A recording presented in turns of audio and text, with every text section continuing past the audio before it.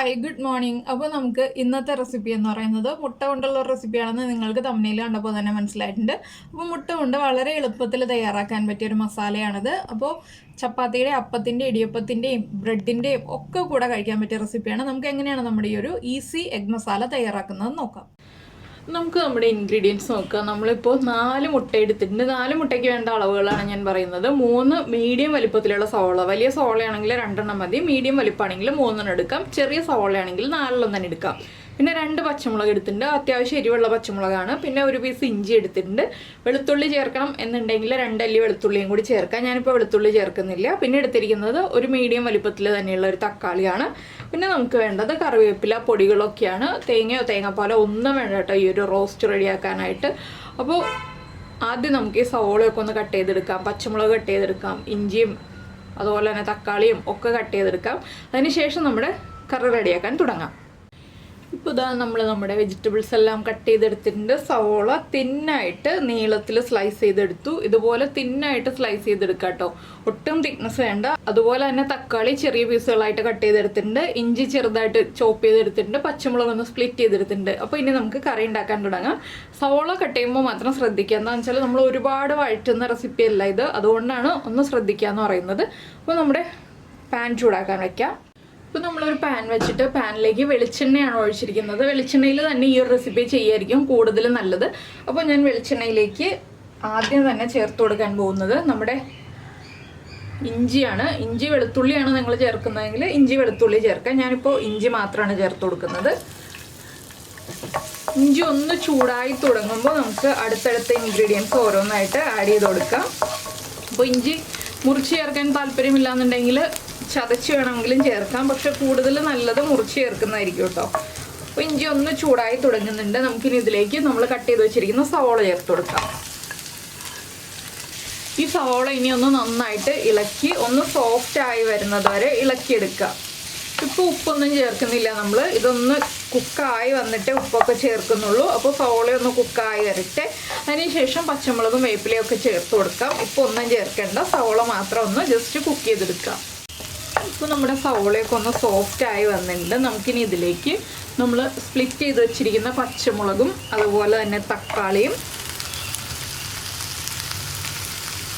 കറിവേപ്പിലയും ചേർത്ത് കൊടുക്കാം. ഇതൊന്ന് നന്നായിട്ട് ഇളക്കി മിക്സ് ചെയ്യാം. ഇതിലേക്ക് ഇനി നമുക്ക് പൊടികൾ ചേർക്കാം. പൊടികൾ കരിഞ്ഞു പോകാതിരിക്കാനാണ് നമ്മൾ ആദ്യമേ തക്കാളി ചേർത്തിട്ട് പൊടികൾ ചേർക്കുന്നത്. അപ്പോൾ ഫ്ലെയിം കുറച്ച് വയ്ക്കുക. ഇനി പൊടികൾ ചേർത്ത് കൊടുക്കാം. 4 മുട്ടയ്ക്കായിട്ടാണെങ്കിൽ ഒരു 1.5 ടീസ്പൂൺ മല്ലിപ്പൊടി ചേർക്കുക. അതുപോലെ തന്നെ നമ്മൾ കുരുമുളക് പൊടിയൊക്കെ ചേർക്കുന്നുണ്ട്. പച്ചമുളകിൻ്റെ എരിവുണ്ട്. അപ്പോൾ 1/2 ടീസ്പൂൺ എരിവുള്ള മുളക് പൊടി, 1/2 ടീസ്പൂൺ മഞ്ഞൾപ്പൊടി, 3/4 ടീസ്പൂൺ കുരുമുളക് പൊടി, 3/4 ടീസ്പൂൺ തന്നെ ഗരം മസാല, പിന്നെ ഒരു 1/2 ടീസ്പൂൺ പെരിഞ്ജീരകം പൊടിച്ചത്, അതായത് വലിയ ജീരകം പൊടിച്ചത്. ഇത്രയും ചേർത്ത് ഈ പൊടികളൊന്ന് കുക്കായി വരുന്നത് വരെ നന്നായിട്ടൊന്ന് ഇളക്കി കൊടുക്കുക. ഇനി നമുക്ക് ഉപ്പ് ചേർക്കാം. നമ്മൾ ആദ്യം ഉപ്പ് ചേർത്തിട്ടുണ്ടായിരുന്നില്ല. അപ്പോൾ ഇനി ഉപ്പ് ചേർത്ത് കൊടുക്കാം. നമ്മുടെ മസാലയ്ക്ക് ആവശ്യമായിട്ടുള്ള ഉപ്പും കൂടി ചേർത്ത് നന്നായിട്ട് ഇളക്കി ഒന്ന് കുക്ക് ചെയ്തെടുക്കുക. ഇതിലേക്ക് പച്ചവെള്ളം ചേർക്കരുത്, ചൂടുവെള്ളം ചേർക്കുക കേട്ടോ. എന്താണെന്ന് വെച്ചിട്ടുണ്ടെങ്കിൽ പച്ചവെള്ളം ചേർത്തിട്ടുണ്ടെങ്കിൽ നമ്മുടെ കറിയുടെ ടേസ്റ്റ് മൊത്തത്തിൽ അങ്ങ് മാറിപ്പോവും. അതുകൊണ്ടാണ് ചൂടുവെള്ളം ചേർക്കുക എന്ന് പറയുന്നത്. ഇനിയിപ്പോൾ ഞാനിതിലേക്ക് കുറച്ച് ചൂടുവെള്ളം ചേർക്കുകയാണ്. ഈ മസാലകളൊക്കെ ഒന്ന് കുക്കായി വരാനായിട്ട് ആവശ്യമായ ചൂടുവെള്ളം 1/2 കപ്പ് വരെ ചേർക്കാം. 1/2 കപ്പിൽ കൂടുതൽ ചേർക്കേണ്ട. അപ്പോൾ നമ്മുടെ പൊടികൾ നന്നായി കുക്കായി വന്നിട്ടുണ്ട്. ഇനി നമുക്ക് ചൂടുവെള്ളം ചേർത്ത് കൊടുക്കാം. ആദ്യം ഒരു 1/4 കപ്പ് ചേർത്ത് നന്നായിട്ടൊന്ന് ഇളക്കി ഈ പൊടികളുടെ റോ ടേസ്റ്റ് ഒന്ന് മാറി വരുന്നത് വരെ ഒന്ന് ഇളക്കിയെടുക്കുക. അതിനുശേഷം നമ്മൾ ഉപ്പൊക്കെ ചെക്ക് ചെയ്യുക. ഉപ്പ് കറക്റ്റ് ആക്കിയതിന് ശേഷം വേണം ബാക്കി വെള്ളം ചേർത്ത് കൊടുക്കാനായിട്ട്. അപ്പോൾ ഈ ഒരു റെസിപ്പി ഇതുപോലെ പരന്ന പാനിൽ തന്നെ ചെയ്യാണ് എപ്പോഴും നല്ലത് കേട്ടോ. എന്താണെന്ന് വെച്ചിട്ടുണ്ടെങ്കിൽ നമുക്ക് കട്ട് ചെയ്തെടുക്കാനൊക്കെ എളുപ്പം പരന്ന പാനാണ്. ഞാൻ ഇനിയിപ്പോൾ ഉപ്പൊക്കെ ഒന്ന് ചെക്ക് ചെയ്യട്ടെ. ഇപ്പോൾ ചെറിയൊരളവിൽ മാത്രമേ കുറവുള്ളൂ. അപ്പോൾ ചെറിയൊരളവിൽ ഉപ്പ് ചേർത്ത് കൊടുത്തിട്ടുണ്ട്. ഇനിയിപ്പോൾ നമുക്ക് വീണ്ടും ഒന്ന് ഇളക്കി മിക്സ് ചെയ്തിട്ട് ബാക്കി വെള്ളവും കൂടി ചേർത്ത് കൊടുക്കാം. ഇനി ചെറിയ ഫ്ലെയിമിൽ വെച്ചിട്ട് വേണം നമ്മൾ എല്ലാ കാര്യങ്ങളും ചെയ്യാനായിട്ട്. ഒരു 1/2 കപ്പ് വെള്ളം ചേർത്തിട്ടുണ്ട് ഞാൻ. ഇനി നന്നായിട്ടൊന്ന് ഇളക്കി ഒന്ന് തിള വന്നു കഴിയുമ്പോൾ ഫ്ലെയിം കുറച്ച് വയ്ക്കുക. ഏറ്റവും ലോ ഫ്ലെയിമിലേക്ക് വയ്ക്കുക. എന്താണെന്ന് വെച്ചാൽ ഇനി ഹൈ ഫ്ലെയിമിൽ വെച്ചിട്ടുണ്ടെങ്കിൽ കറക്റ്റ് ആവില്ല കാര്യങ്ങൾ. അതുകൊണ്ടാണ് നമ്മൾ ലോ ഫ്ലെയിമിലേക്ക് വെക്കുക എന്ന് പറയുന്നത്. ഇതുപോലെ ഒന്ന് സ്പ്രെഡ് ചെയ്ത് വെച്ച് കൊടുക്കാം. ലോ ഫ്ലെയിമാണ്. ഇനി നമുക്ക് നമ്മൾ എടുത്തു വെച്ചിരിക്കുന്ന മുട്ട ഓരോന്നായിട്ട് പൊട്ടിച്ച് ഒഴിച്ചു കൊടുക്കാം. അപ്പോൾ മുട്ട പൊട്ടിച്ചൊഴിക്കുമ്പോൾ പ്രത്യേകം ശ്രദ്ധിക്കുക, ഒന്ന് ഉടഞ്ഞു പോവാതെ ഒഴിച്ചു കൊടുക്കുകയാണെങ്കിൽ വളരെ നന്നായിരിക്കും. അതുപോലെ ഓരോ കോർണറിലായിട്ട് ഒഴിച്ചു കൊടുക്കുക. നടുഭാഗത്തേക്ക് തന്നെ മുഴുവൻ ഒഴിച്ചു കൊടുക്കരുത്.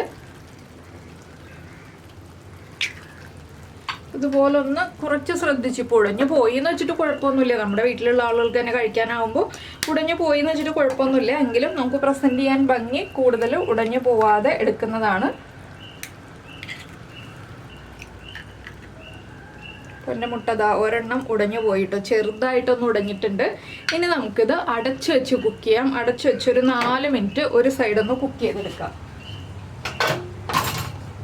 ലോ ഫ്ലെയിം ആയിരിക്കണം, പ്രത്യേകം ശ്രദ്ധിക്കുക. ഇനിയിപ്പോൾ അത് കുക്കായി വരട്ടെ. 4 മിനിറ്റ് ലോ ഫ്ലെയിം എന്നുള്ളത് പ്രത്യേകം ശ്രദ്ധിച്ചില്ല എന്നുണ്ടെങ്കിൽ നമ്മൾ ഉദ്ദേശിക്കുന്ന പോലെ നമുക്ക് ഈ റെസിപ്പി കിട്ടില്ല. അതാണ് പ്രശ്നം. അപ്പോൾ എന്തായാലും ഞാനിത് കുക്കായി കഴിയുമ്പോൾ കാണിച്ചു തരാം. അപ്പോൾ നമ്മളൊരു 4 മിനിറ്റ് ആയിട്ട് നമ്മുടെ മുട്ട അടച്ചു വെച്ചിരിക്കുകയാണ്. ഇനി നമുക്ക് തുറക്കാം. തുറന്നതിന് ശേഷം ഒന്ന് ചെറുതായിട്ട് കട്ട് ചെയ്യാം. ഇതുപോലെ സ്പാറ്റില യൂസ് ചെയ്തിട്ട് കട്ട് ചെയ്തെടുക്കുക. അതുകൊണ്ടാണ് നമ്മൾ മുട്ട ഉടയരുത് എന്ന് മാക്സിമം ശ്രദ്ധിക്കുക എന്ന് പറഞ്ഞത്. ഞാനിപ്പോൾ മുട്ട ഉടയാതെ ശ്രദ്ധിച്ചിട്ടും ഒരെണ്ണം ഉടഞ്ഞു പോയിട്ടോ. ഇനിയിപ്പോൾ നമുക്കിത് ഇതുപോലെ ഒന്ന് കട്ട് ചെയ്തതിന് ശേഷം തിരിച്ച് അടുത്ത സൈഡിലേക്ക് തിരിച്ചിടാം. അടുത്ത സൈഡിലേക്ക് തിരിച്ചിടുമ്പോൾ ഇതുപോലൊരു സ്പൂൺ എടുത്തിട്ട് തിരിച്ചിടായിരിക്കും നല്ലത്. അപ്പോൾ നമുക്ക് എളുപ്പമുണ്ടാവും തിരിച്ചിടാനായിട്ട്. അപ്പോൾ ഞാനിപ്പോൾ മുട്ടയെല്ലാം അടുത്ത സൈഡിലേക്ക് തിരിച്ചിട്ടിട്ടുണ്ട്. ഇനിയിപ്പോൾ നമുക്ക് വീണ്ടും അടച്ചു വെച്ചിട്ട് ഒരു 4 മിനിറ്റ് കുക്ക് ചെയ്തെടുക്കാം. ഈ സൈഡും 4 മിനിറ്റ് കുക്കായി വരട്ടെ. അപ്പോൾ ഒരു സ്പൂൺ ഉപയോഗിച്ച് തന്നെ നിങ്ങൾ തിരിച്ചിടാൻ ശ്രദ്ധിക്കുക. സ്പാറ്റിൽ ഉപയോഗിച്ച് തിരിച്ചിട്ടുണ്ടെങ്കിൽ പൊട്ടി പോകാൻ സാധ്യതയുണ്ട്. സ്പൂൺ ഉപയോഗിച്ചാലും വലിയ സ്പൂൺ ഉപയോഗിക്കുക. ചെറിയ സ്പൂൺ ഉപയോഗിച്ചിട്ട് എടുക്കുകയാണെങ്കിൽ പൊട്ടിപ്പോവും. അപ്പോൾ വീണ്ടും 4 മിനിറ്റ് കുക്കാവട്ടെ, നമുക്ക് വെയിറ്റ് ചെയ്യാം. അപ്പോൾ ഇപ്പോൾ നമ്മൾ മുട്ട തിരിച്ചിട്ടിട്ട് 4 മിനിറ്റ് കഴിഞ്ഞു. നമുക്ക് വീണ്ടും തുറക്കാം. ഇപ്പോൾ ഇത് കണ്ടോ, ചെറിയൊരളവിൽ ഗ്രേവിയോടുകൂടി മസാലയൊക്കെ പൊതിഞ്ഞിരിക്കുന്ന രീതിയിൽ നമ്മുടെ മുട്ട റെഡി ആയിട്ടുണ്ട്. തേങ്ങാപ്പാൽ ഒഴിക്കണം എന്നുണ്ടെങ്കിൽ ഈ ഒരു സ്റ്റേജിൽ ഒരു 1/4 കപ്പ് തേങ്ങാപ്പാൽ ചേർക്കാം കേട്ടോ. ഞാൻ ചേർക്കുന്നില്ല, ഞാൻ പറഞ്ഞു എന്ന് മാത്രമേ ഉള്ളൂ. ഓപ്ഷൻ. തേങ്ങാപ്പാലിൻ്റെ ടേസ്റ്റ് താല്പര്യമുണ്ടെങ്കിൽ ചേർക്കാം. ഇതിലേക്ക് നമുക്കൊരു 1/4 ടീസ്പൂണും കൂടി പെരുംജീരകം പൊടിച്ചത് ചേർക്കാം. ഫ്ലെയിം ഓഫ് ചെയ്യുക. എത്രയേ ഉള്ളൂ പരിപാടി. നമ്മുടെ എഗ് മസാല ഫ്രൈന്നോ എഗ് റോസ്റ്റെന്നോ ഏത് പേരിട്ട് വേണമെങ്കിലും വിളിക്കാവുന്ന റെസിപ്പി ഇതാ റെഡി ആയി കഴിഞ്ഞു. അപ്പോൾ എന്തായാലും നമ്മുടെ ഈ ഒരു വീഡിയോ ഇഷ്ടമായിട്ടുണ്ടെങ്കിൽ എല്ലാവരും ഒന്ന് സബ്സ്ക്രൈബ് ചെയ്യാൻ മറന്നു പോകരുത് കേട്ടോ. സബ്സ്ക്രൈബ് ചെയ്യുന്നതിന് ഈ വീഡിയോയുടെ താഴെയുള്ള റെഡ് സബ്സ്ക്രൈബ് ബട്ടൺ ഒന്ന് ക്ലിക്ക് ചെയ്യുക. അതിൻ്റെ റൈറ്റ് സൈഡിലുള്ള ബെല്ലൈക്കനും ക്ലിക്ക് ചെയ്യുക. അപ്പോൾ ഓൾ എന്ന് പറഞ്ഞിട്ടൊരു ഓപ്ഷൻ കാണാം. ആ ഓളും കൂടി പ്രസ് ചെയ്തിട്ടുണ്ടെങ്കിൽ ഞാൻ എപ്പോഴും വീഡിയോ അപ്ലോഡ് ചെയ്യുമ്പോൾ നിങ്ങൾക്ക് നോട്ടിഫിക്കേഷൻ വരും. അപ്പോൾ എന്തായാലും നമുക്ക് നമ്മുടെ അടുത്ത റെസിപ്പിയുമായിട്ട് അടുത്ത ദിവസം വീണ്ടും കാണാം.